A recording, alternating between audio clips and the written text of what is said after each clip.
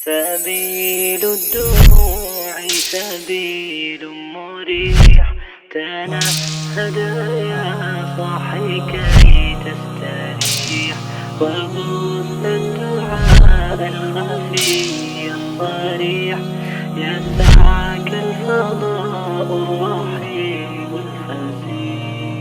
بسم اللہ الرحمن الرحیم۔ علم النحو کے 5ویں باب فعل مضارع کے اعراب کے سبق نمبر 4 میں خوش آمدید۔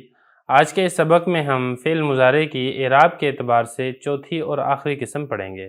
دیکھیں، علم النحو کا ہمارا 5واں باب ہے فعل کا اعراب، اور سبق نمبر 4 ہے فعل مضارع کی آخری قسم۔ دیکھیں، مورب کی بات ہو رہی تھی، یہ بات گزشتہ سبق میں ہو چکی ہے کہ مورب ایک فعل ہوتا ہے اور ایک اسم ہوتا ہے۔ اسم ہم پیچھے تفصیل سے پڑھ چکے ہیں، اور فعل میں نے آپ کو بتایا تھا کہ فعل مضارع یہ مورب ہوتا ہے، اور اعراب کے اعتبار سے فعل مضارع کی 4 قسمیں تھیں۔ 3 قسمیں ہم پیچھے پڑھ چکے تھے، اس میں بنیادی طور پہ ہم نے جو 5 صیغے تھے مفرد کے، اس کی ہم نے ترتیب اور تفصیل ہم نے پڑھی تھی۔ باقی جو 9 صیغے تھے وہ رہتے تھے، وہ ہم انشاءاللہ آج کے سبق کے اندر کور کریں گے کہ ان کی حالت رفع کیسے ہوگی، حالت نصبی کیسے ہوگی، حالت جزمی کیسے ہوگی۔ ایک چیز جو آپ نے یہاں پر خیال رکھنا ہے وہ یہ ہے کہ یہ جو 9 صیغے ہیں، اس میں چاہے وہ صحیح ہو مضارع، چاہے وہ معطل واوی ہو، چاہے وہ معطل یائی ہو، چاہے وہ معطل الفی ہو، اس میں اعراب کے اعتبار سے تینوں کا اعراب ایک ہی ہے۔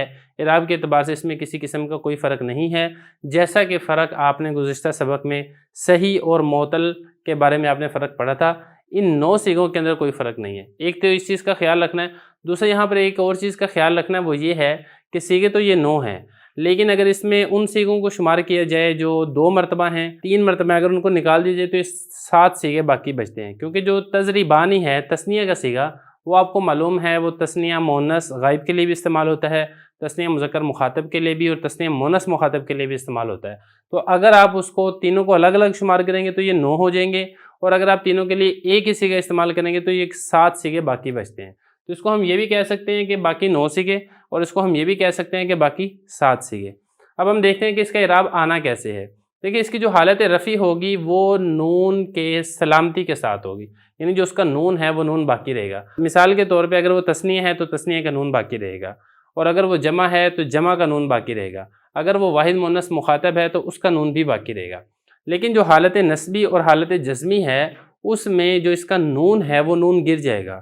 تثنیہ کا نون ہے وہ گر جائے گا، جمع کا نون ہے وہ گر جائے گا، واحد مؤنث مخاطب کا نون ہے وہ گر جائے گا۔ یہی میں نے یہاں پہ لکھا ہے، دیکھیے گا ذرا، فعل مضارع چاہے وہ صحیح ہو چاہے وہ معطل ہو، اور معطل میں چاہے وہ الفی ہو، معطل واوی ہو، معطل یائی ہو، ان سب کا اعراب یہی ہے۔ باقی 9 صیغے، یعنی جو مفرد کے صیغے تھے اس کو نکالنے کے بعد اس میں تثنیہ کے صیغے ہوں گے، تثنیہ مذکر غائب، پھر مؤنث غائب ہو جائے گا، 2 صیغے تو یہ ہو گئے، پھر جمع مذکر غائب، اور پھر جمع مؤنث غائب۔ جمع مؤنث غائب تو خیر نہیں ہوگا کیونکہ وہ مبنی ہوتا ہے، تو بہرحال یہ والے صیغے باقی بچتے ہیں۔ تو اب یہاں پہ ہم اس کا اعراب دیکھ لیتے ہیں۔ حالت رفع میں نے یہاں پہ لکھی ہوئی ہے، وہ دیکھ لیں آپ۔ حالت رفع میں اس کا نون باقی رہے گا، جیسے یہ دیکھیں، یہ صحیح کا صیغہ ہے تثنیہ مذکر غائب کا، یضربانی، نون باقی ہے اس میں، اور یغزوانی، یہ آپ دیکھیں گے یہ معطل واوی ہے، غا غین زا واو، اس کا مادہ ہے، معطل واوی ہے یہ، اس میں آپ دیکھ رہے ہیں کہ اس کا نون باقی ہے۔ اور اسی طریقے سے یہ را میم یا، یہ معطل یائی ہے کیونکہ اس کے لام کلمہ کے مقابلے میں یار ہے، اس کا نون بھی تثنیہ میں باقی ہے۔ اور یہ دیکھیں معطل الفی ہے کیونکہ اس کے آخر میں الف یعنی کھڑی زبر آتی ہے، تو اس کا الف بھی، الف کہہ رہا ہوں، نون اس کا بھی حالت رفع کے اندر باقی ہے۔ جمع میں اگر آپ دیکھ لیں، جمع مذکر غائب میں واو باقی ہے، یہ صحیح کا صیغہ ہے، یہ معطل واوی کا صیغہ ہے، یہ معطل یائی کا صیغہ ہے، یہ معطل الف کا صیغہ ہے۔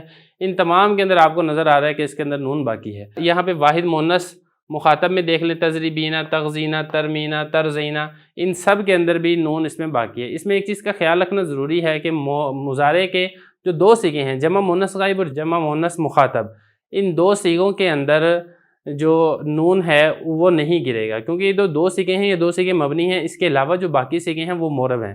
تو یہاں پر ایک تھوڑی سی غلطی ہو گئی تھی، میں نے 9 صیغے کہہ دیا تھا، یہ 9 صیغے نہیں ہیں، یہ بلکہ کل یہ 7 صیغے بنیں گے، کیونکہ جو جمع مؤنث کے 2 صیغے ہیں وہ تو ویسے ہی مبنی ہیں، وہ مورب کے اندر نہیں آئیں گے۔ اس کے بعد آپ آگے دیکھیں، آگے حالت نسبی ہے، حالت نسبی میں بھی نون کیا ہوگا، وہ گر جائے گا۔ یہ دیکھیں لن یضربا، یہ صحیح کا صیغہ تھا، یہاں سے نون کیا ہو گیا، گر گیا ہے۔ اور اسی طریقے سے لن یغزوا، یہ معطل واوی ہے، یہاں پر بھی نون گر گیا ہے، یغزوا نہیں تھا جیسا کہ آپ کو یہاں پہ نظر آ رہا ہے، وہ یہاں پر نون گر گیا ہے۔ اور اسی طریقے سے یرمی یا نہیں تھا، جب لن ناصبہ شروع میں لگا تو یہاں پر بھی نون گر گیا، تو یہ ہو گیا لن یرمی یا۔ اور اسی طریقے سے یہ معطل الفی تھا، جو یہ دیکھیں یرزیانی تھا، جب اس کے اوپر لن ناصبہ شروع میں لگے گا تو حالت نسبی میں اس کا نون بھی گر جائے گا اور یہ بن جائے گا لن یرزیا۔ اسی طریقے سے جمع مونس غائب میں بھی ایسے ہی ہوگا، صحیح میں دیکھیں یضربون سے لن یضربو، یغزون سے لن یغزو۔ اور اسی طریقے سے یہ معطل یائی ہے اور یہاں پر بھی نون گر چکا ہے، یہ معطل الفی ہے، یہاں پر بھی نون گر چکا ہے۔ یہ واحد مونس مخاطب کا صیغہ ہے، معطل یائی ہے۔ ترمینہ تھا، جب لن ناصبہ شروع میں لگا تو اس کا بھی نون گر گیا ہے۔ اور اسی طریقے سے ترزینہ تھا، یہ معطل الفی ہے، جب لن ناصبہ شروع میں لگا تو اس کے آخر سے بھی نون گر گیا۔ اور یہی لن تغزینہ تھا، جب لن ناصبہ شروع میں لگا تو اس کے آخر سے بھی نون گر گیا۔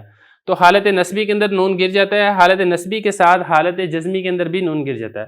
بس آپ یہاں پہ نسبی کے بعد جزمی بھی آپ لکھ سکتے ہیں، میں لکھ بھی دیتا ہوں، حالت نسبی اور یہ ہو جائے گا جزمی، یہ حالت جزمی ہو گیا۔ اب آپ نے کرنا یہ ہے، شروع میں صیغہ یہی رہے گا، صرف شروع میں لن کے بجائے لم آ جائے گا، لم جازمہ آ جائے گا۔ جزم دینے کے لیے کوئی بھی حرف آ سکتا ہے، لم بھی آ سکتا ہے، لمہ بھی آ سکتا ہے، لام امر آ سکتا ہے، لائے نہیں آ سکتا ہے، ان شرطی آ سکتا ہے، ضروری نہیں ہے کہ لم ہی ہو، کوئی بھی آپ جزم دینے والا اس کے شروع میں داخل کر سکتے ہیں۔ تو یہ لن مٹا کے اس کے شروع میں لم لگا دیں گے، لم یضربا، لم یغزوا، لم یرمیا، لم یرزیا، لم یضربو، لم یرمو، لم یغزو۔ تو اس ترتیب سے یہ والے سیکھیں ہوں گی کہ حالت نسبی بھی اور حالت جزمی میں بھی آپ نون کو حذف کریں گے۔ تو یہاں تک ہمارے فعل مضارع کے اعراب کی جو چوتھی اور آخری قسم تھی وہ مکمل ہو چکی ہے۔ اس کے بعد ہم انشاءاللہ اس کی ہم تمرین کریں گے، جس میں ہم صیغوں کو تلاش کریں گے اور ہم دیکھیں گے کہ قسم کون سی ہے 4 قسموں میں، اور اس کے اوپر حالت کون سی ہے، رفعی ہے، نسبی ہے یا جزمی ہے۔ تو اس ترتیب سے ہمارا یہ والا باب مکمل ہو جائے گا۔